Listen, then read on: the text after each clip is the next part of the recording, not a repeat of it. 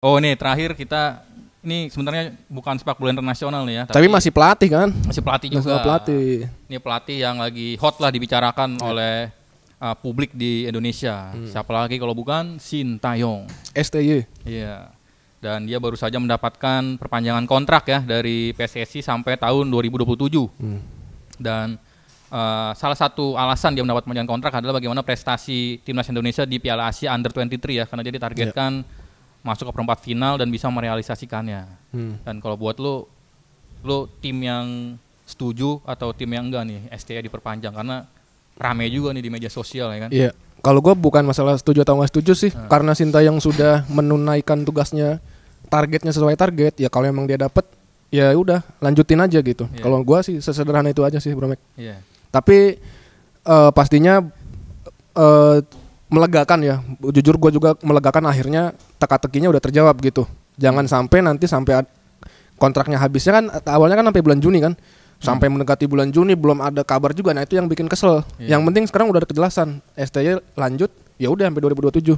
Kita mudah-mudahan sampai Piala Asia 2027 tuh ya. Timnas Indonesia ya. Piala Dunia 2026 kan lolos kita. 2026 juga lolos kita. Lolos, entar Tom Hay duel sama Harnacho. Wih, luar biasa. Jadi lu sendiri gimana melihat ya seiring dengan kesuksesan Sintayong ini juga ada tanda kutip, wah ini gara-gara, dan bahkan adalah salah satu pandit bilang, wah nih enak Sintayong mah disuapin mulu sama Erick Thohir dengan pemain-pemain keturunan ya kan. Difasilitasi gitu maksudnya? Kita nggak boleh memberikan panggung buat mereka. Kata ya sama tokoh netizen ya. Stop memberikan panggung kepada pundit tertentu gitu. Jadi gimana tuh anggapan bahwa enak nih Erick Thohir, si Sintayong disuapin sama Erick Thohir, tapi memang jika kita bicara rekam jejak pelatih-pelatih timnas Indonesia memang tidak sebanyak pemain keturunan yang ada di timnas Indonesia, tidak sebanyak sebelum-sebelumnya kan. Di eranya Sintayong ini cukup banyak, dan bahkan di timnas senior bisa dibilang saat ini starternya 80% udah pemain keturunan semua kan. 80% ya enggak dong. Kalau abroad iya, tapi kalau 80% enggak. Intinya kalau jawab pertanyaan lo yang barusan soal dikasih fasilitas, dikasih dimanjain, disuapin, menurut gua itu ya bukan sesuatu yang harusnya jadi masalah sih. Jadinya kan ngapain dipersoalin gitu. Ya itu kan udah haknya si privilege yang diterima oleh Sintayong. Terus emang itu Erick Thohir, Pak Erick juga emang maunya begitu. Ya udah kan, yang penting demi kemajuan timnas. Demi kemajuan, mungkin katakanlah let's say Pak Erick Thohir berarti kan ingin mengubah stigmanya PSSI, yang PSSI ini cuman hanya untuk mendompleng popularitas untuk jenjang karir yang lainnya gitu kan. Ini sedikit membuktikan bahwa ya udah itu kerjanya Pak Erick di situ di PSSI ya begitu demikian. Mau dia memanjakan Sintayong dengan ini dengan itu lah, itu kan ya udah, emang kenapa? Enggak emang terus kenapa gitu. Yang ya udah berarti beruntung aja Sintayong dia dapat fasilitas yang sedemikian yang tadi lo sebutin kayak gitulah. Menurut gue itu kan jadi memperlihatkan bahwa sukses timnas Indonesia di level senior maupun junior juga akhirnya adalah berkat kerja keras semua elemen begitu. Kerja dari PSSI juga, kerja dari timnas Indonesia, staf pelatihnya juga, terus pemain-pemainnya juga kan kerja juga di situ kan. Dan itu nggak main-main loh, pemain keturunan yang dipanggil pun bener-bener gokil lah ya. Grade-nya A ya. Iya, maksud gua enggak, pengorbanan dia yang dia harus dari terbang bolak-balik. Justin Hapner baru kelar pertandingan dari Cerezo dia langsung terbang ke Doha. Terus ada juga Nathan yang bolak-balik ke ke Belanda, ke Doha lagi bolak-balik. Dan main maksimal gitu. Pemain lokalnya juga Marcelino juga jadi sorotan. Terus Komang Teguh yang tadinya siapa yang mungkin banyak yang nggak tahu dari kita kan. Komang Teguh tuh back Borneo back Borneo FC bener ya? Back Borneo FC. Terus Fajar Fatur Rahman ya kan? Fajar Fatur Rahman, ada Kelly juga yang kemarin gacor di SEA Games gitu. Artinya kan ini jadi bukti sih kalau menurut gua, bahwa kalau semuanya antar elemen itu kerjanya sinergis, ya udah begini kelihatan hasilnya gitu. Kalau gua sih kayak gitu aja sih, Bro Mek. Iya. Dan kalau menurut gua sih, gua lebih melihat jika memang ada anggapan ya, wah nih pemain lokal nggak kepake, ya kan? Jadi buat apa lagi Sintayong ngeliat ngeliat Liga 1, ya kan? Ya kalau menurut gue justru ini adalah kenapa tadi di stop tadi kenapa? Gue sampai batuk ya. Nah, kan mana kopi gue tadi. Lanjut.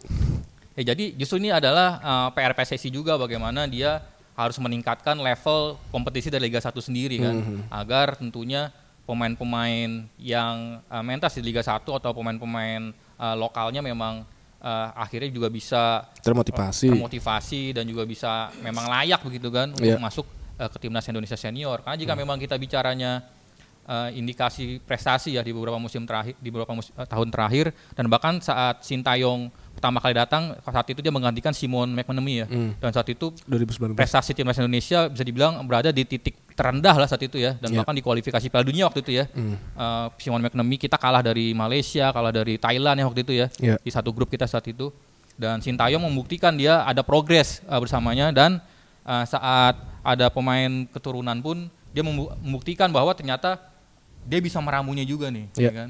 Tidak hanya sekadar dia disuapin aja oleh Erick Thohir kan. Betul. Dan bahkan kata pandit kita ada lagi ngomong 10 Lionel Messi pun belum tentu bisa jadi juara dunia kan kalau nggak bisa ngeraciknya nih. Betul. Gue setuju sih itu. Ya kan Lionel Messi baru bisa dapat gelar juara dunia aja di usia Messi yang udah mau berapa? 35, 34, 36 ya? Iya. Gituan. Gitu. Ya. Kenapa? Kalau gue sih lebih melihatnya faktor fisik ya. Bagaimana sekarang para pemain timnas Indonesia ini fisiknya bagus banget. kalau kita ingat di beberapa pelatih sebelum STY, Indonesia mainnya bagus, tapi di menit-menit babak kedua atau menit-menit 70, menit 80 udah kelihatan nih pemain ngos-ngosan nih. Udah. Dan itu yang nggak gue lihat dari pemain timnas saat ini.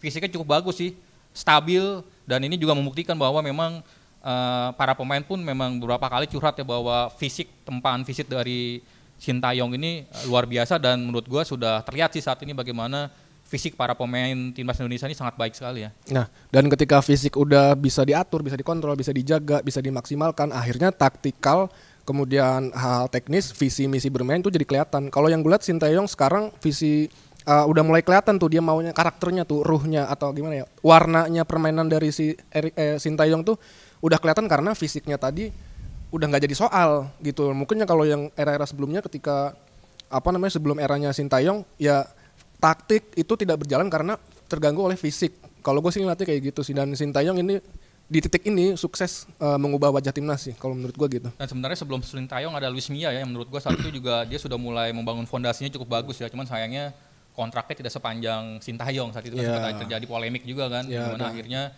si Luis Milla tidak diperpanjang ya kontraknya. Padahal saat itu menurut gua permainan dari timnas Indonesia sudah berada di track yang bagus sih.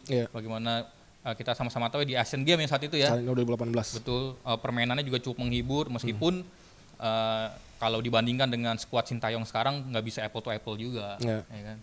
Padahal waktu itu zaman Luis Milla pun ada beberapa pemain naturalisasi atau ya kayak ada Beto waktu itu kan, Lili Pali juga.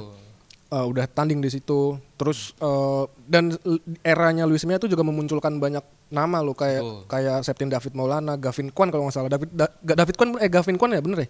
Hansamu yang kemudian lumayan awet kan Hansamu tuh. Betul. Nah walaupun ada terms atau istilah kalau Sintayong tuh kayak motong generasi segala macam lah. Menurut gua segini gampang aja sih. Selama hasilnya ada kelihatan bagus ya udahlah gitu. Cuman ya tetap diperhatikan. Maksud gue gini, Jerman aja, timnas Jerman banyak kan pemain yang bukan asli Jerman dalam tanda kutip ya. Tapi pembinaan di sana coba klubnya Hoffenheim.